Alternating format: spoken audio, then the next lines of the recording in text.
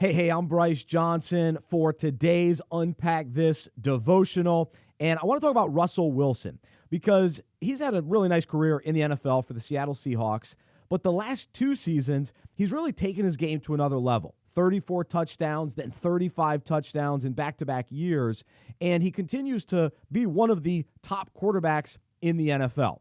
And so I read that one NFC East scout said this about him. He said, "I've noticed a looseness from Wilson on and off the field that I haven't seen before. You can see it on film from last season." And then Mike Freeman wrote, "Scouts believe Wilson's marriage to Sierra has made Wilson not just more relaxed, but more confident and hungrier for success." And so whatever the reason for this ability to play relaxed and free and confident, it's working for Russell Wilson. And so in our own lives, is that how we live? Do we live with freedom? Do we live relaxed? Do we live loose? Or are we uptight and carrying a lot of pressure and weight?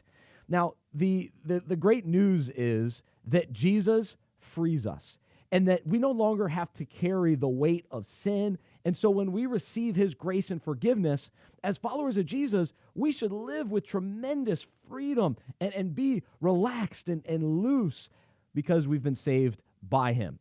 So in the Bible, Psalm 118:5 says, "In my distress I prayed to the Lord, and the Lord answered me and set me free." In Romans 6:14, Paul writes, "Sin is no longer your master, for you no longer live under the requirements of the law. Instead, you live under the freedom of God's grace."